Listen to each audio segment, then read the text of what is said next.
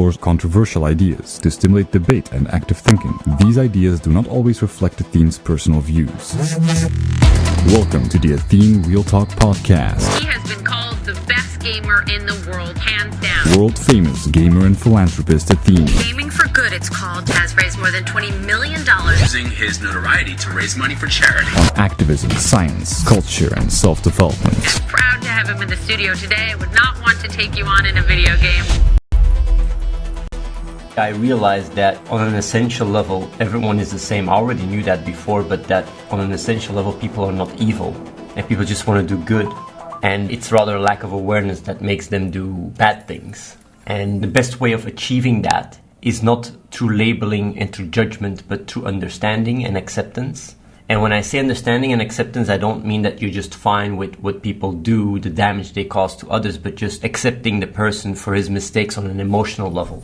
Because we have this tendency, mainly male have it. I would say masculinity translates into conceptualization, while femininity translates into more emotional. And as a result, when you listen to what I say, and you're a guy that thinks really much in concepts, and I talk about emotional nourishment and such, it's actually very hard to relate to it because you're thinking in concepts and you're not really imagining as much the emotional foundation that brings about these conceptualizations. And that's why even in communication, sometimes the best way to communicate and help someone and make someone really truly understand is through emotionally relating to them and have an emotional connection. Mainly guys, what you can do is you don't look at it from an emotional understanding point of view, but rather from a conceptual understanding point of view. And that's why there is so much miscommunication between genders and why women feel they're not being understood by men and why men feel like women cannot understand them. And the reason why that is because you have this masculinity which brings about conceptualization, analyze, hunter-gatherer kind of mindset where you really structure and analyze everything, while on the other hand, you have this emotional, more feminine way of nourishing the family and nourishing, social bonds and understanding the feelings that bring about this other side of the coin. And both are required for a society to function properly. And what I did was, even though what I said was really all very correct, like I even talked about self-love, I talked about self-confidence and all these things. At the same time, the how, which is the emotional way of coming across, was really way too judgmental and basically went against what I was saying. So the how and the what have to go hand in hand, and the way of being able to even create that synergy is by understanding the emotions and also appreciating them and allowing them to grow as much as the practical side of things, the conceptual side of things, the more analytical side of things. It's actually quite fascinating because I've been thinking about it, whether you're more masculine or more feminine. It's defined by hormones. It's defined by testosterone or estrogen. So you have hormones that define also quite some behavioral patterns. But what's really fascinating about that is that there is a synergy between the hormones and the way you just nourish. And either way, you have the biological thing and you have the environment. And basically, if you grow up with a strong masculine father and a very feminine mother, you learn how to have both sides, and your hormone levels have this synergy with your environment and such. And it's all things that, it's quite a lot of research about it, but it's a very different thing to really understand this and be aware that and realize that if you don't take all these things into account when you deal with trying to help people to help themselves, you really get yourself in a position where you do more harm than good. And that's what I realized. What I realized is that with the real talk, even though I did help some people that could resonate and had a stronger emotional nourishment and went already through the emotional phases because of enough self-love and such, the people that were lacking behind, I was doing way more damage to them. And that is basically the majority of the world. The majority of this planet, definitely in the more technological advanced part of the world, really lack this emotional nourishment because we are quite clueless when it comes to that. But here comes a problem when you grow to a conceptual level, right? When you grow enough emotionally and you nourish your emotional need of self-love, self-confidence, self-trust. What happens is when your more primitive needs are satisfied, you go to the next layer of development. And you have Maslow's pyramid of needs, although it's not fully accurate, but hey, you got several needs you have to satisfy. But once you're emotionally satisfied, you can go more to the mind, be clear-headed, and use your conceptual thinking and cognitive empathy and such to understand the world. But the problem is, if you're emotionally not fully developed and fully nourished, you can very easily be stuck in that. And then when someone comes to you with concepts or with their more developed awareness or whatever, and he doesn't understand or she doesn't understand the need for love that you need, you can really create traumatized people where you really come into this cycle where you constantly judge yourself because you think you're not good enough. That's why I had constantly this ping-pong duality throughout my live stream, because I knew for certain people what I was saying was actually working miracles, where people really understood what I was saying and such. And then you had other people that were just constantly trapped inside this loop where I see like, where is all this negativity coming from? Why are they hating? Why is this? Why that? And that's why I realized like emotional fulfillment and being able to emotionally feel fully calibrated is essential before you can even actualize yourself on a more rational level. So the question now is, of course, like, yeah, okay, that's really nice. Like, but it's important for both, because I know there's certain people watching the stream that have already gotten enough self-love and don't even understand how that's a big deal. And the best way of me being able to explain it is like, really imagine if you would go to life where you would really have been bullied or where you really have been pushed down by your parents all the time. You wouldn't be able to do what you wanted to do and you were always punished. Like, imagine what kind of awareness you would have, how it would affect your emotional stability and stuff, because that's really the problem with our reptilian brain, or the problem with our really gut intuition, is that we just take for granted what we have. Like, it almost doesn't exist, even though it's crucial. And that's how we manage to evolve. There's, of course, many reasons why that is, but when it comes down to understanding, we don't get to assume these things are there when they're actually components. It's not because all our computers have a CPU that we can just take the CPU for granted. And then when the computer doesn't work, we don't even look whether or not he has a CPU. Like, if you want to help others, it's important to understand all components that makes a fulfilled person, a fulfilled being. And you cannot use your awareness to impose your way of looking at people with a different awareness, because that is you being inside your head. It's not looking at reality for what it is. You got to go about things always based on each person's awareness separately and see how you can nurture them to the extent where they can start nurturing themselves, because that is the key. The key is to find a way to get to people to a point where they can help themselves. So help people to help themselves, because then with the right resources and stuff and the right knowledge, they will find their way emotionally actualized to understand how it works, because it makes us understand each other. It makes us understand better children. It makes us understand better parents. It makes us understand better genders, different genders. Our ability to understand how we work, our ability to emotionally also understand how we work is crucial. And that's the problem that I had before. When I was always talking about understanding, I was always coming from this more clear-headed perspective where I'm really reasonable and where I use all these concepts and I can really explain my emotions very well. But what I was taking out of the equation was that for being understood, you also need to feel understood. And feeling understood is an emotional process more than a conceptual one. So me saying these things in a certain context won't help as much as, for example, me actually being there for you and truly listening to you and really understanding you and really like making you understand that there is nothing wrong with you, and really make you understand that it is fine to be where you are. It's fine to make mistakes, because that's also something that I realized quite a bit. My mother always gave me the room to fuck up. In retrospect, it's a gift. It's a gift to be able to have your own experience and look at someone and allow them to make a mistake.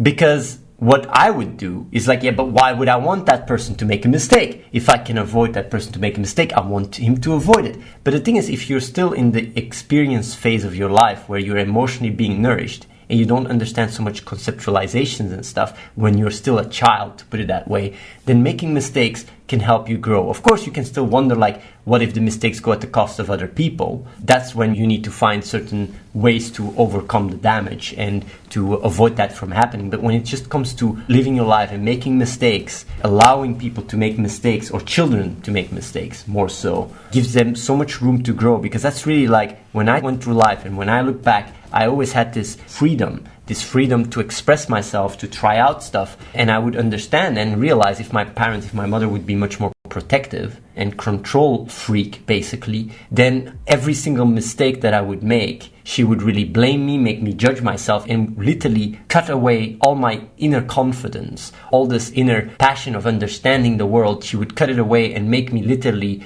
complete slave for her validation or for her acknowledgement, which really blocks away completely my creativity and my ability to actualize myself. So the ability to just understand that really allows you to be a better parent, to be a better mother, to be a better father, to be a better friend. And that's why I'm explaining this from both sides, because I know that you have this duality where when you come about things more conceptually, you don't really understand why people have to go through mistakes, why they have to experience it. I never really understood that. I sometimes look at history repeating itself and I say, why do we have to repeat the same mistakes as in the past? It makes no sense. But it's because I'm emotionally nourished. If you're emotionally not nourished, you have to go through the experience. And then the best way of going about it is in a way where you're not a kid that grows up with guns. You go through that emotional nourished process when you're younger, and if you're older, you get in an environment or you get people around you that can nourish you properly, that can understand you properly in a way that you're fine with making mistakes. And don't judge yourself or don't beat yourself up over it, because it only does more harm than good. And I know that if I would have this conversation with myself, because that's really what I like to do, if I would have this conversation with myself, I would say like, but Athene, what are you talking about? It makes no sense, because if people do more damage with their behavior, then you need some structure, you need conceptualized framework, reason, rationality to avoid more damage from happening. But the thing is though, if I didn't talk to my own previous self, I would say like, yeah, but that's how you do overcome more damage. Because if you try to control and really manipulate people or push them in a certain direction, you're not solving the cause, you're only treating the symptoms in a way that is not long-term scalable. And that's the problem. And then I would say like my older self, I would say like, yeah, but that's easy to say. I have saved all these lives and stuff. And if I wouldn't have had this approach, then I wouldn't have had the impact that I had. And then if I would talk, I would say like, yeah, that's not fully accurate, because if you would be able to find a way to turn people into these nourished people that can grow and actualize themselves, then rather than just you having to look at your achievements, you would actually make a ripple effect where other people are creators and have an achievement themselves. But then what I would say is like, yeah, but if that is the case, you're giving people too much credit. You're assuming that when you give people the ability to make mistakes and to actually just be who they are, that they won't take advantage. I mean, we live in a time where freedom and the ability to be who you are is more praised than anything, and yet still we live in a shithole. But then what I would say is like, yeah, but that's because you're looking at it from a conceptual perspective and you miss out the fundamental foundation of what brings about a stable person, which is the emotional framework. If a person is emotionally not nourished, then obviously he won't be able to grow and have this clear-headed and focus that you have, and you're taking that for granted. Like when you grew up and when you had all this love from your parents, you assume that this is a prerequisite for everyone and everybody has it, but that's not true. So being able to give that to people is essential. Then what I would say to myself is like, yeah, but that doesn't stop the damage that these people are causing, and you have to do something about that. The reality setting shows that you have to make sure that you stop the damage, and at the end of the day, reality overrides emotions anyway. You can say all these things, you can talk about emotional nourishment or whatever, but reality at the end of the day, if you don't have food, you starve. But then if I would have to answer that question, I would say like, yeah, but your ability to be and to do what you do is only because of the emotional nourishment you've had. And if you wouldn't have had it yourself, you would have been part of this problem that you're now trying to combat. So being able to actually truly help people to grow emotionally is fundamental to even your way of going about life. But then what I would say, my older version, I would say like, yeah, but to which extent can you even overcome that? To which extent, sometimes you have to just look at reality for what it is and just accept, okay, these people might be broken. And then what I would tell him, and that's where I would hit my previous self, I would say like, but that's because of a lack of understanding. It's because you don't know how to help people to emotionally nourish them, and that's why you don't trust them. And that's when I would get hit. I would say like, but so basically you're telling me that people on a fundamental level want to be good, and if they're emotionally nourished, they would just be like me. And I would say like, yes, it's because of a lack of awareness. And I would then ask myself, but how do you do that then? Because I've been trying so much. I've had people working on love, even in this building, but then I would say like, no, you haven't had people work on love and self-trust and all this. You have had people work to be productive and use this love and all this development as a way to become productive. But the problem with that is that you're not truly creating an environment without judgment and without expectations when you tell them this is what you need to do. People are not truly building on their own self-love and their trust when they have this gloomy expectation layer on top of that forces them to be productive. And then they will never really truly allow themselves to give themselves, to actualize, to be creative, because they constantly have this checkup of like, oh, Daddy Athene might kick me out or whatever. And that's the thing, like the problem is where it all arises, all the issues and all the doubt that I had when it comes down to reality was mainly a failure myself. Was my own failure. It was not the failure of people, because people are just the way they are. It was a failure on my part because I had a lack of understanding, and it made me doubt in people's essence of being good. And as a result, what I did was I even warped it to the extent where I thought it was a choice. I thought it was a choice because I can choose, but that is just a result of me being inside my head. When people have a low awareness, does a child choose to be evil? I would say, of course not. Well, imagine these children staying children as they grow up. But I say like, but they develop an advanced, more rational part of the brain. That doesn't add up, right? But then I would say like, but their emotional part is behind. So of course they will just use their reason to find what they lack emotionally. They will never get fully, truly developed. And that's the thing, like being able to emotionally nourish people allows them to grow from within, to get to a point where they become more clear-headed and clear-minded, and then change and doing good comes naturally. And that's really something that I didn't realize because I didn't know how to do it. And this is fascinating part. If you grow in awareness and you grow into understanding things and emotionally you're more and more fulfilled and you start more using cognitive empathy and really understand things more from conceptualizing things, you assume that you can just explain to people what the problem is, just as much as I'm doing right now. I used to assume that I could just explain you guys the problem and it's fixed, but that's bullshit. A lot of the people that are watching right now this stream, the only way that I can truly help you is by emotionally relating to you guys and by guiding you guys to your own emotional blockades. And it's only then that you can actualize yourself. Of course, I can give some tips where you can really follow the emotion and try to understand where it comes from by just experiencing it more and more, and really not judge yourself and don't have expectations and accept yourself for who you are, love yourself, accept you for even the mistakes. But that requires you to really follow the emotions, and in order to even do so, it requires to be understood, to be accepted. Of course, I'm trying to do the best thing right now to explain these things and to help you guys in order to really trust in yourself and really believe, because even people that don't want to help themselves, it's a symptom. It's because on a fundamental level, you feel like, why help yourself? Not worth it. So getting love and getting this understanding and getting someone that truly listens to you on an emotional level can really help you open up. That's why I also said that I would love to be there for you guys, because now I understand it. I understand what you guys need, what you guys lack.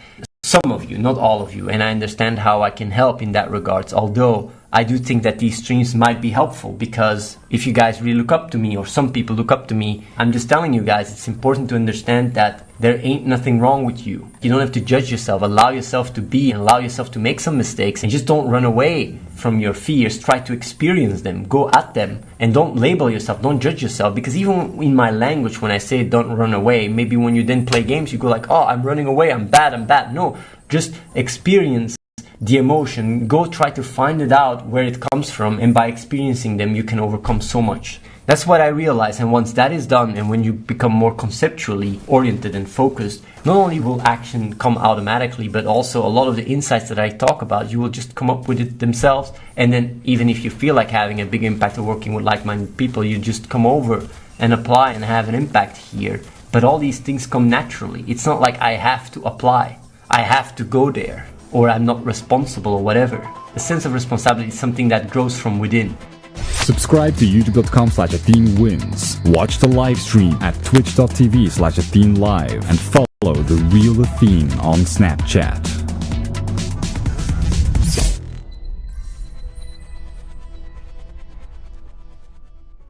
Personal views.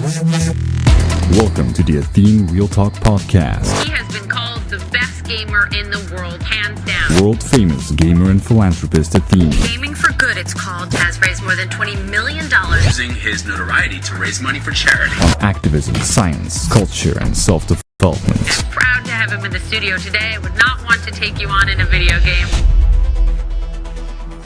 Bronzoli says, Athene, going with understanding and accepting helped me a lot. A great insight. But I have a question. If you interact with a close person like a friend and that person acts in a way which is likely causing harm to me and maybe him, but he won't see it because of his reference frame, can you still just go with understanding and hope for him to find the way himself? Or is there a situation to be confrontational and direct assuming otherwise this might never become visible in his reality?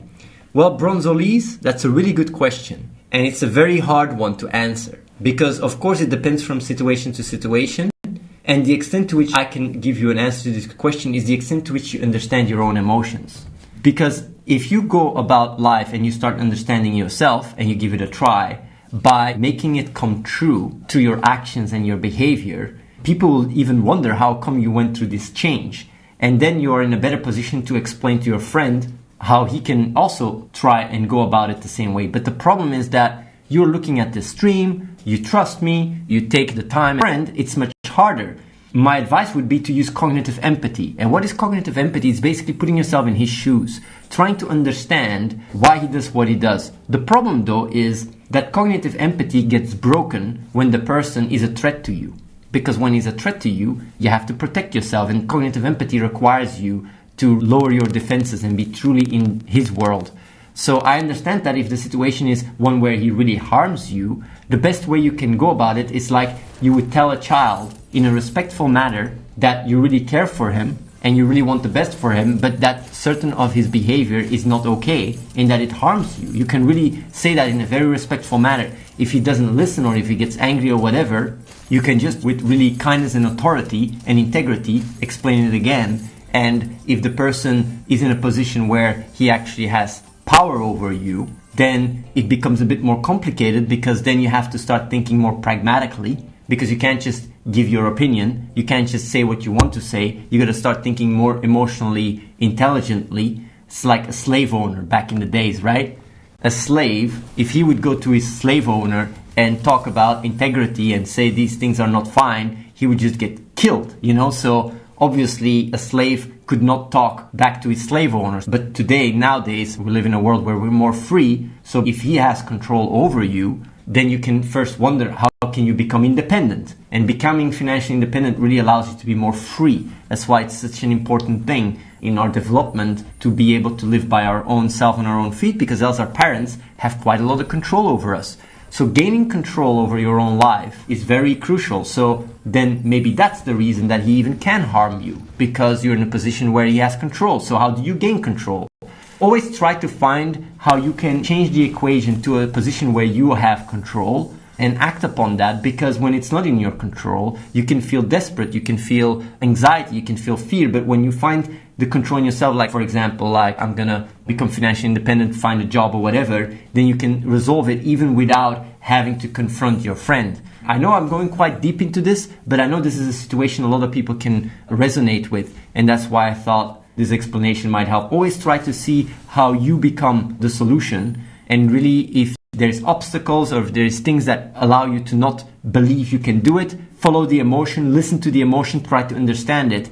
And by doing so, you can maybe undo it, because a lot of people might think, but I can't take care of myself, or I feel worthless. Go deeper, figure it out, because you can. You can do stuff, you can have an impact, you can take care of yourself. You guys have great potential. So, just Nico says, Athene, I get what you say about understanding where people come from and the sense of peace you feel where you understand that people aren't bad based on the stuff they say or do, but scared hurting. But I find it takes a lot of focus from me to maintain that perspective. It is not like this for you. Did you just make that realization one day and then you stayed within that frame of mind effortlessly since? It comes with time, man. Like, you just start realizing that really blaming people just doesn't help anyone. It doesn't help you. It doesn't help the person. Like, understanding gets you so much further. And of course, sometimes you have to protect yourself.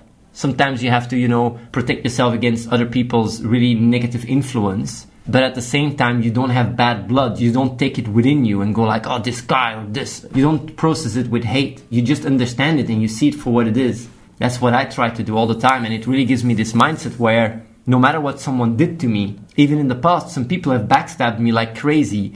I don't look back with hate or anger or whatever. I just think, what can I do to help, you know?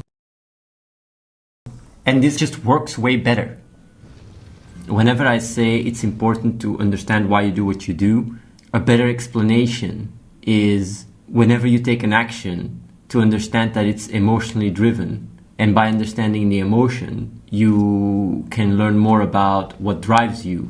And then you can say, like, yeah, but you say what drives you is understanding or logic. But the thing is, though, the reason why understanding does drive me is on a fundamental level, I completely trust it. So emotionally, I basically completely have given myself to understanding, to put it that way.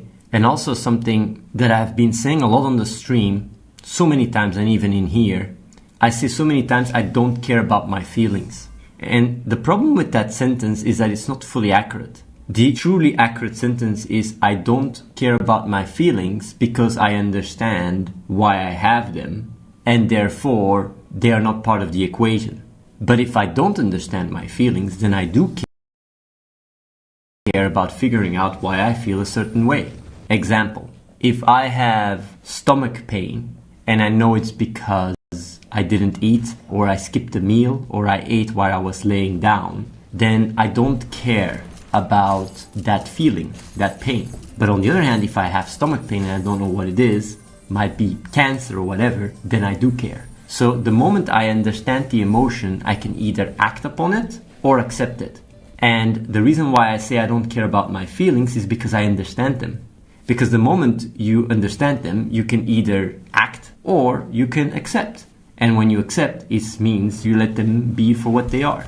It's these kind of things that I find fascinating, that I talk about so many times, and it's this little nuances that make all the difference. But when I grow up and I always am used to understand my emotions, of course I just say I don't care about my emotions, because at the table I follow up with them. And if they don't bring value to the table, then I don't follow up with them. But it's my understanding of my emotions that brings about my course of action, because just acting emotionally without knowing what my emotions are, without understanding them, is very unreliable. It's something I really experience, like it's inconsistent, and it's something that I try to avoid. Trip Triggers says, your channel views per month will be the lowest of all time this month. Any thoughts on that?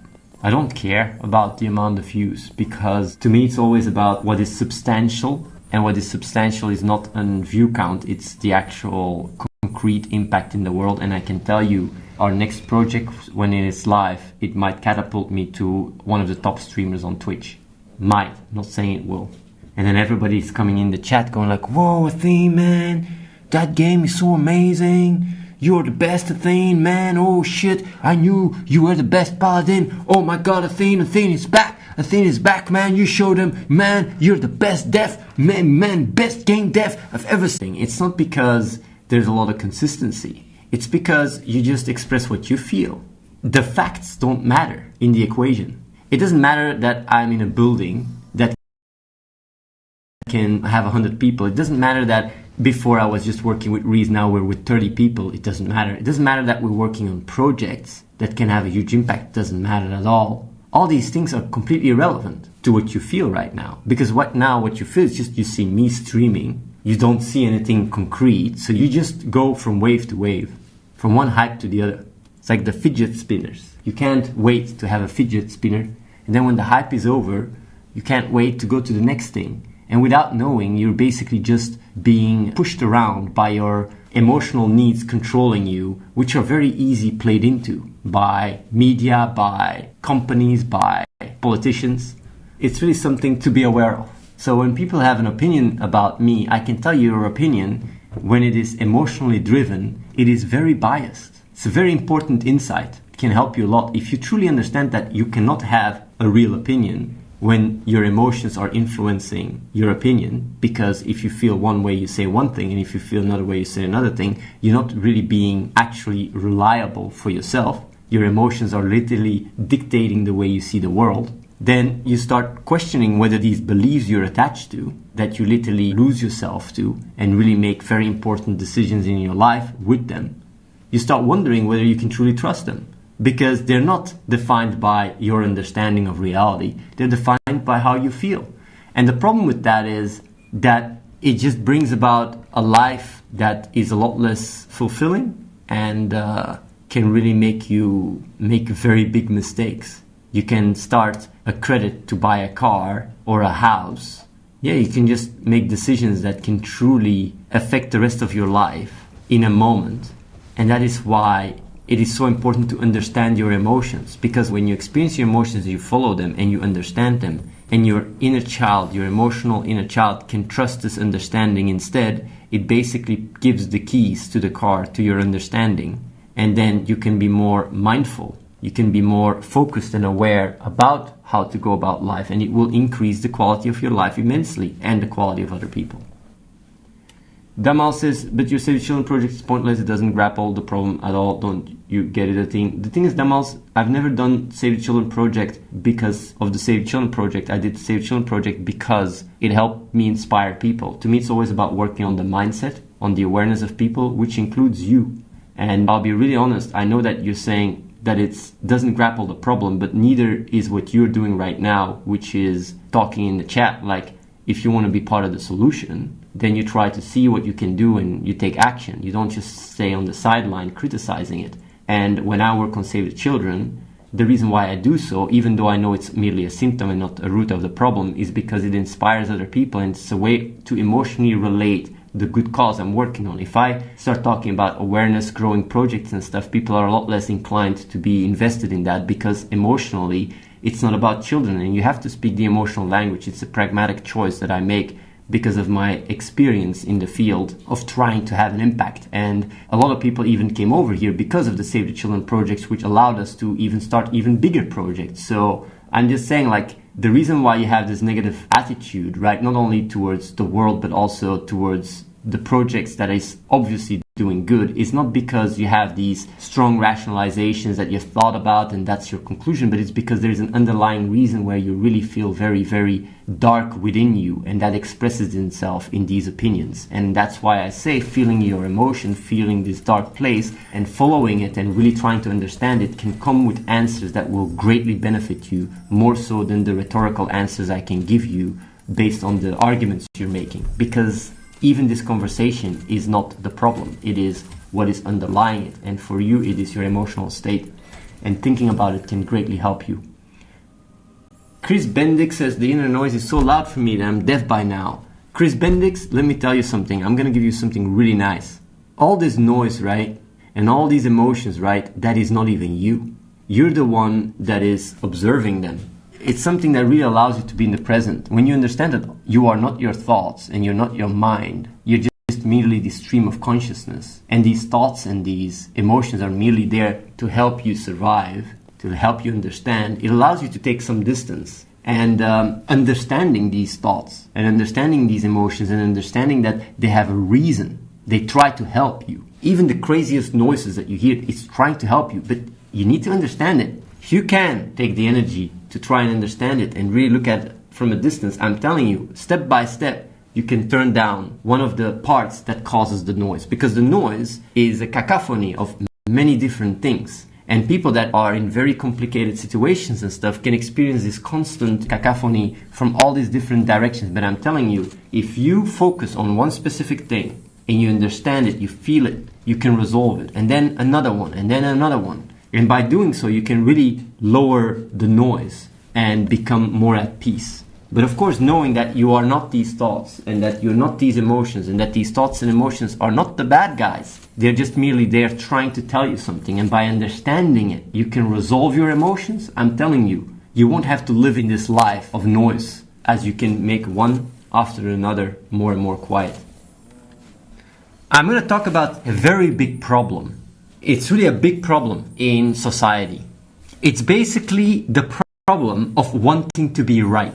And what it basically is like when you have a certain opinion or idea or whatever, you say it, and someone disagrees or whatever, you want to be right. You have this gut feeling to want to be right because your brain works like either bad or good, very binary.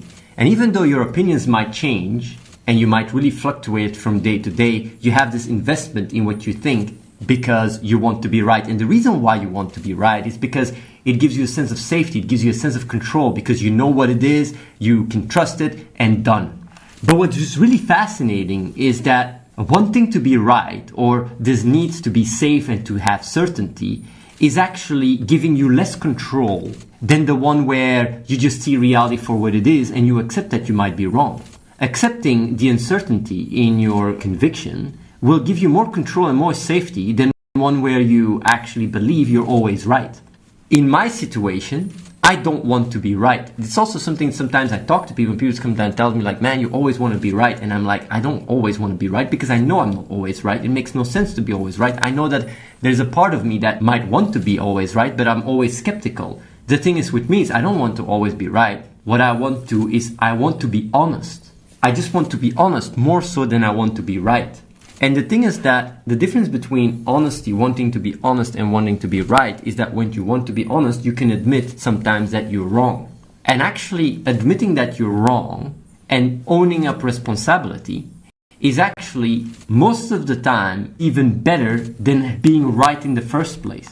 And what I mean with that is like, if you do something right, something I also read yesterday on Reddit, but it's very interesting because it's true. If you can admit that you made a mistake and you can own up the responsibility of that mistake, then it shows integrity, it shows reliability, it shows the ability you can fall back on this person, you can trust this person. On the other hand, if you just hold on to the idea that you're always right and you don't want to admit or accept that you might be wrong and you don't take your responsibility, that shows very little trust and reliability. And as a result, that actually brings about a worse situation in situation where you interact with other people than one where you can just gladly admit you're wrong and just own up responsibility, take action, and that is fine. There is nothing wrong with that. And that is something that I always knew, but I never really put into words so concretely. The way it works is wanting to be right is very much tied into your ego. Because if you're wrong, you gotta be a little bit vulnerable. You gotta admit that you don't know it all. You gotta embrace uncertainty, but that is fine. If you on a fundamental level, on a pure level, you can fall back on your essence and you know that understanding, in my situation, understanding and honesty brings about a stronger framework than one where you're always right, one that is more emotionally binary, then even when you admit you're wrong, you don't really see it as a defeat. You don't really experience it as a defeat. You more experience it as a strength. And that is something that I think a lot of people can benefit a lot from. Because if you see being wrong as actually winning, because it means you have learned something, or also it means that you can take up ownership of your responsibility and act more aligned with reality and gain more control, then rather than seeing it as something negative, you see it as positive. Same with negative emotions or emotions you experience that are negative. People see it as a bad thing. No, it's your emotions trying to tell you something. It's a good thing.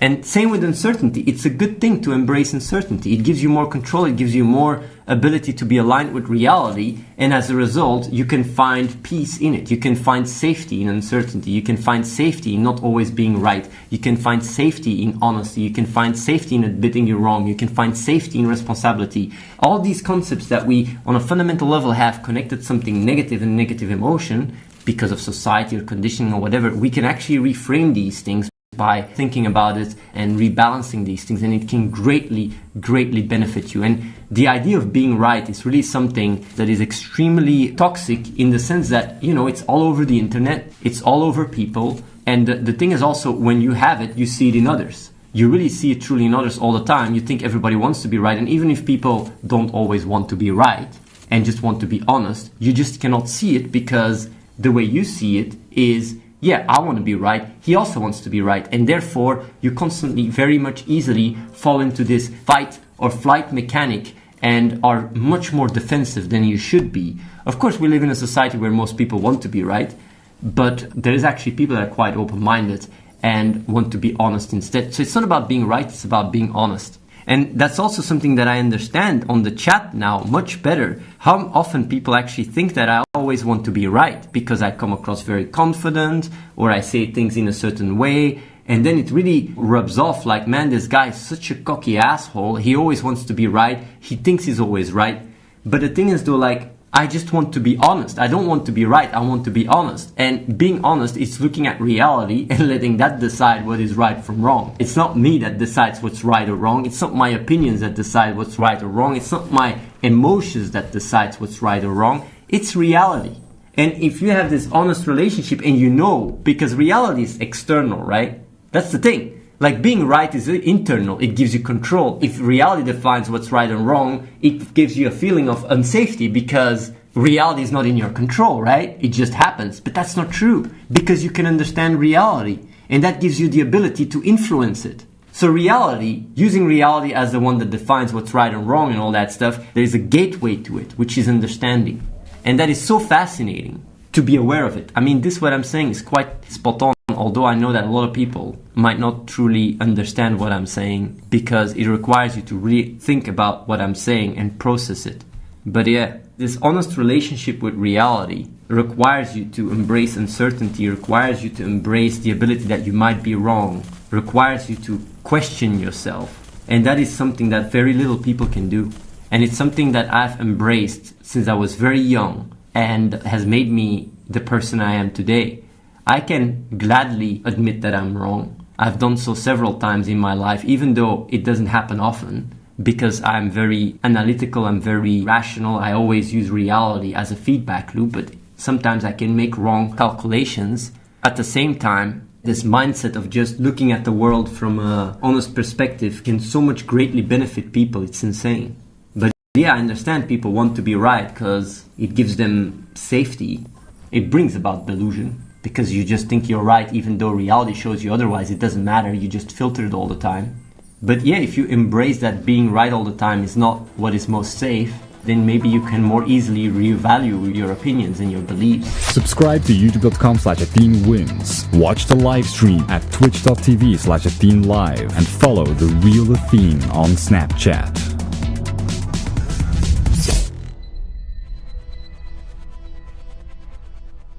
These ideas do not always reflect Athene's personal views. Welcome to the Athene Real Talk Podcast. He has been called the best gamer in the world, hands down. World famous gamer and philanthropist Athene. Gaming for Good, it's called, has raised more than $20 million. Using his notoriety to raise money for charity. On activism, science, culture, and self-development. Proud to have him in the studio today. I would not want to take you on in a video game. What is very important when I say to be truly yourself, that's also very important to understand. Being truly yourself does not mean feeling fine when you're around other people. Being truly yourself is a relationship with yourself where you feel full confidence in your own intuition, in what you are, you have enough love, and you don't mind being yourself around other people. You just constantly just yourself. There is nothing that can be hurt because you trust yourself. And even when someone comes at you and talks smack or whatever and says something that really could potentially hurt you, you just filter it through understanding. You see, that person just didn't know any better. When someone comes to me and start going on a rampage, I feel sorry for them. I feel sorry because these people don't know any fucking better. And that is the thing, when you go through full understanding rather than just blaming yourself or blaming others, you just forgive people. You go through pure acceptance to see things for what they are, and you try finding ways to see how you can help people to get them more love, more understanding. Because love and understanding, it's the same thing. Like, love is understanding, you know? Of course, understanding embodies more than just love, but you guys get what I mean. So yeah, that's really important. The reason why certain people feel more comfortable around other people is because these other people, they don't feel like they're being judged by them, either because they share the same identity and the same flaws so they can very easily cross-connect them, or because this people is more understanding or whatever. But if you have this pure relationship with yourself and you understand why you experience this anger or blaming yourself, whatever, if you have this understanding, all this understanding gives you more and more confidence to be just truly yourself at any given time. I will repeat all the time the same thing from now on because it's just the core, it's the essence. You guys blame yourself. A lot of people, even, why are you watching the stream? Why do you have the need to go on the stream and watch live streams or whatever? Why do you have that? Because you feel empty inside. You feel worthless. It's the only social contact for many that you can get, that you feel like you can just look without feeling judged. And even that is hard when you're watching my stream because I can sometimes really talk smack. But right now I'm showing love, man. I truly care. I don't want to give up on you. And you shouldn't either. You should never give up on yourself. And I bet there's a lot of people watching the stream right now that give up on themselves. Man, if I would have given up every time when someone talks smack to me, I'd be a fucking scrub in the sewers. But no, you use that, you understand it. Understanding allows you to fuel all the hate around you into inspiration. You can change it. You can transfer that negative energy in motivation, in inspiration to keep going, to try and help and have an impact, rather than just going into a negative spiral like, I suck. Come on, man. You don't suck. Your essence is pure. You don't label yourself. You don't judge yourself. You believe by trusting in your intuition, knowing that understanding, reason, is the best thing you can trust. You can fully trust your reason. Let me tell you who you can't fucking trust. You can't trust your identity. You can't trust your fucking ego. You can't trust your self-pity. These things just screw you over. You can trust reason. And you know, when people were clicking, right? It was working. People were actually valuing logic and trusting it. Do you know why they felt back? Do you know why you guys, when you clicked, felt back? It's because you didn't know how to cope with self-doubt and how to cope with fear. And then you were then subconsciously back reaching out to identity or to ego or to self-pity in order to cope with your situation, because you didn't know any better. But I'm telling you, trust your reason. It has answers to everything. And if you experience fear, rather than channeling it immediately through ego and being in denial, no, you try to understand it. You go like, oh wait, maybe I have to isolate yourself. Even if you're vulnerable, it's fine to cry. Just cry, whatever. It's fine. It's fine to just be yourself. And if people just push you around and all that shit, I'm telling you, you're going to be on the winning end at the end of the day. Just go to your room, cry a little bit, forgive them, understand them. And honestly, from the bottom up, you will get stronger and stronger and stronger. When people were talking smack and shit to me, I saw through it. I understood it. Understanding, man, that's what you guys need. Love is understanding. Feeling accepted is understanding. Feel understood is understanding. Reason, man. All praise reason. And that is basically logic. Logic, reason is quite interconnected, intertwined. And you can fully trust your intuition. And it's not the duality. It's not like, oh, I gotta be logical or I gotta be... No, just follow your intuition. And when you have inner conflict, you just go like, okay, how can I understand it? Because understanding solves it. Understanding solves your shit. Because once you see reality for what it is, your emotions don't even punch you anymore. You don't even beat yourself up. You either accept something or you try to do something about it. That's how simple it becomes.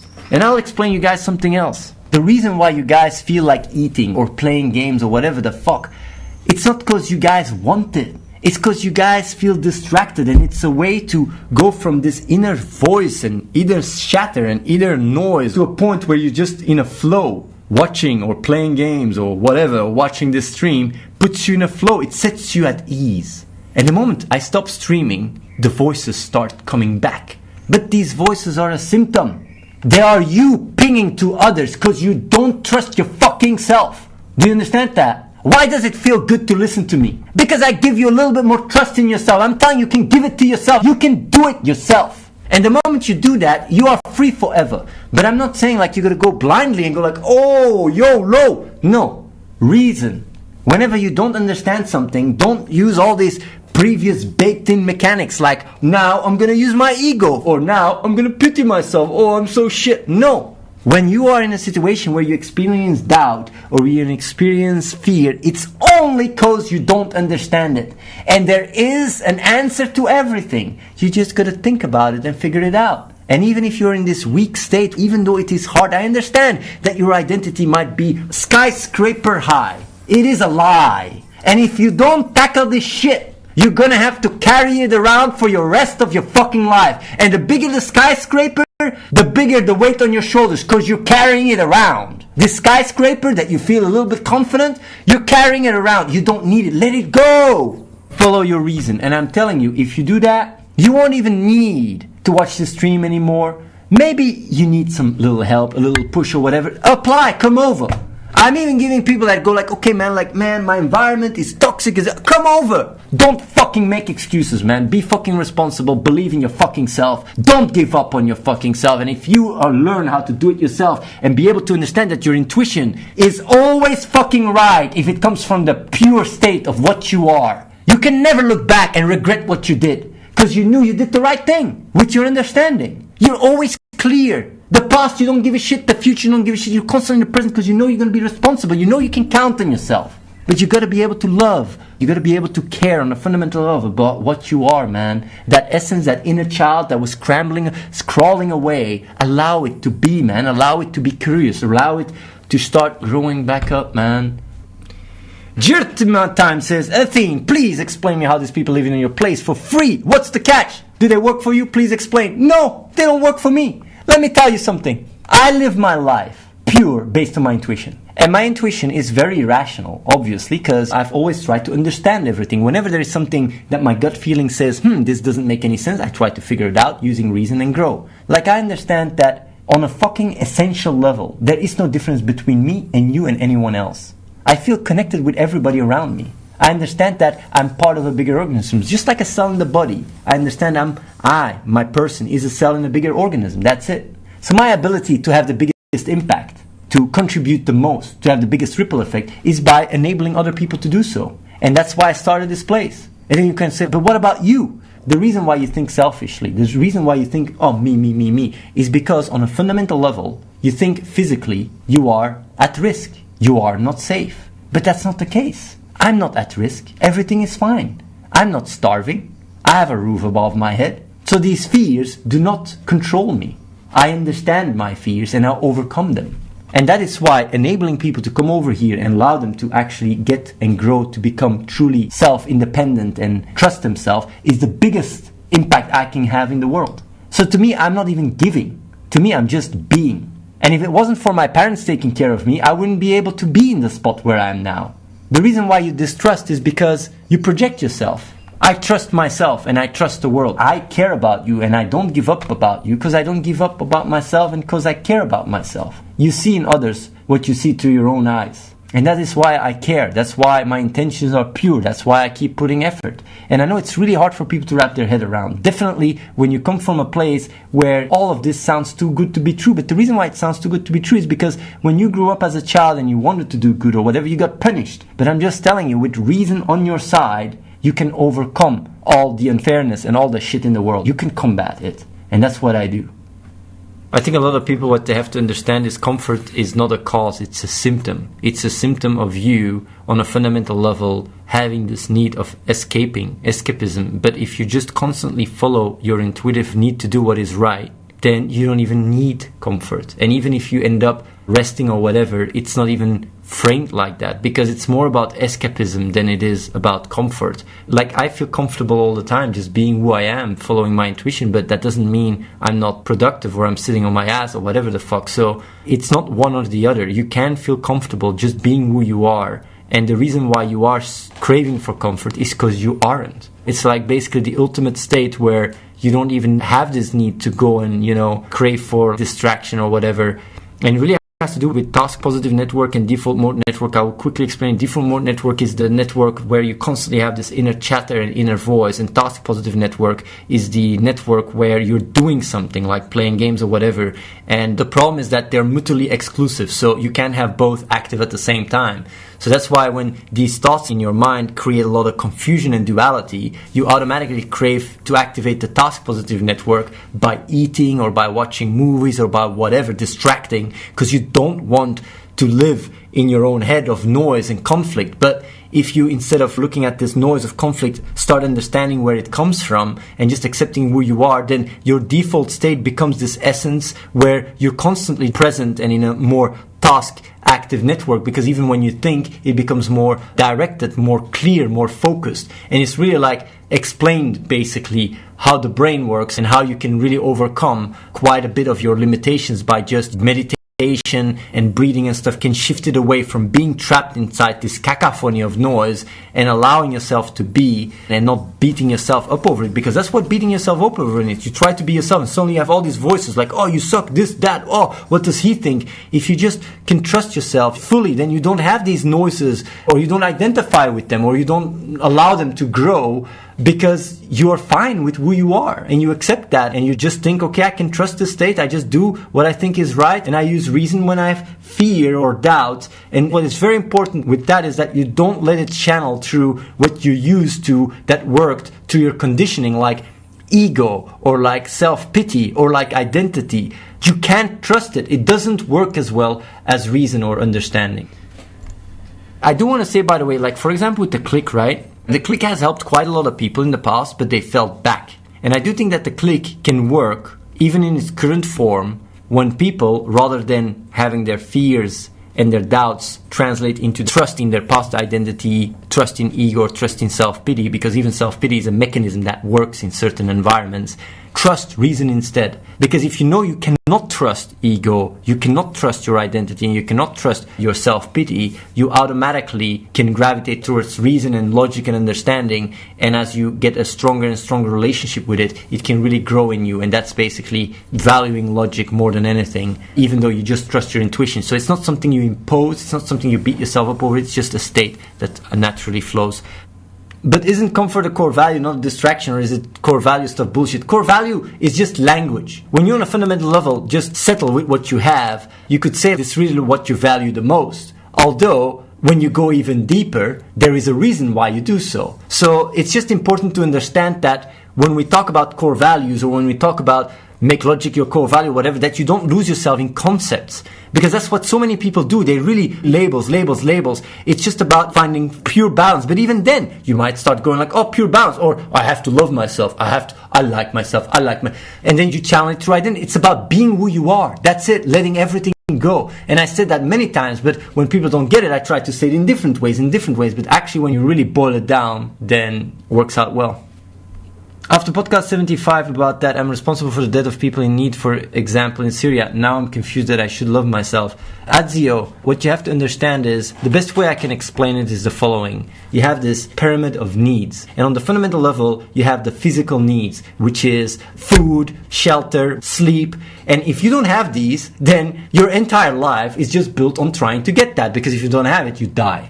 So once that physical need is fulfilled, you go to the emotional one, where you want to be loved, you want to be part of something, whatever. If that's not there, you don't even care. And then if you have that and you care enough, then you can use reason in order to make the full circle complete, where you can actually help other people that are in need. And the thing is, even though the physical reality is there where people are dying and you can save them, if you don't have even the emotion to care about it, then me talking about it won't do anything. And whether you're responsible for it or not, you won't give a shit about it anyway. So allowing yourself to learn how to care is a prerequisite to start caring about the consequences of your actions. And that is the thing that I missed. I missed it before, and now I'm saying it. It was just a missing link, because I care. I was like, but you guys, look what you guys are doing. But you guys didn't care. So now it's about learning how to care. And that starts with caring about yourself. Rookie says, Atin, so you are saying that the repeated behavior script of trying to seek distraction stems from the lack of trust in yourself? Yes. But how do you know what truly is intuition? It's just your gut feeling. It tells you, like, when there's duality, when there's inner conflict, you experience it. You just go like, oh yeah, there is something that doesn't make sense here, and you just use your ability to reason to figure it out. Isn't the fact that people seek distraction because they basically aren't trained or haven't had enough neural pathways strengthened towards doing productive things via distracting yourself at all times? Thanks for reading. No. What you say right now, if that would be the case, if you would go to, for example, Mali, these places, these people, they wake up, they just go to the fields, they go get food, it all happens naturally. Here, the reason why people are so distracted as fuck is because they don't learn to love. They don't learn to love themselves. They don't learn to live in a community. They learn how to just be like, you gotta make money, you gotta be successful, all these judgments, all these expectations. You're even more so than people in third world countries where there's a community. You're more so indoctrinated to really go and be an isolated cell that has to make as much money and be as famous and as successful as possible, and it really goes against this inner bonding with other people and with yourself than people in third world countries. And that's why you have this discrepancy where you want to distract yourself. But if you really feel good about yourself on a fundamental level, and you don't have so much fear about survival or fear about dying or whatever, then you can really grow out of it. And if you connect that with a positive relationship with yourself, and you start appreciating and seeing yourself for what you are, and that translates to other people, and that automatically brings about a compass that is based on right action and doing what the right thing. And that's why children have a much purer heart than older people. That's also why we say it. And they didn't have to learn how to have it. It's just there, because that's how we evolved, by constantly calibrating reality. But we live in a society where reality is so much more put away from you, with all the systems and the government fixing all the stuff, that you create this relationship with this identity that seems to work better within society, rather than just seeing it for what it is, seeing reality for what it is, and trusting your intuition and doing what is right, combined with your reason, obviously. So basically, a sense of community also cultivates love for self and also raises the need for things like discipline and such when there is not so much expectations and there's a lot of acceptance, yes. And that's what you also see in certain communities, like religious communities and stuff, where people say, I'm feeling much better than in society. You can actually look up these documentaries, not saying that that's the way to go, but they feel much more themselves and being able to flourish, even though they're not fully understanding the dynamics and the reason as still to have to make compromises, but they still feel like these kind of compromise in believing in God or Jesus or whatever is still a better compromise than letting go the ability to care about oneself. That is really something a lot of people don't realize. People that go into religion and Jesus and whatever, like they just make a compromise where they sacrifice reason for love, in a sense. On the other hand, there's people that don't even have this love and just go about life in a way where they just aim to make money and try to fit in, which is in a sense even further away than these people, even though you don't have to sacrifice love for reason. You can have both. Subscribe to youtube.com/AtheneWins. Watch the live stream at twitch.tv/AtheneLive and follow The Real Athene on Snapchat.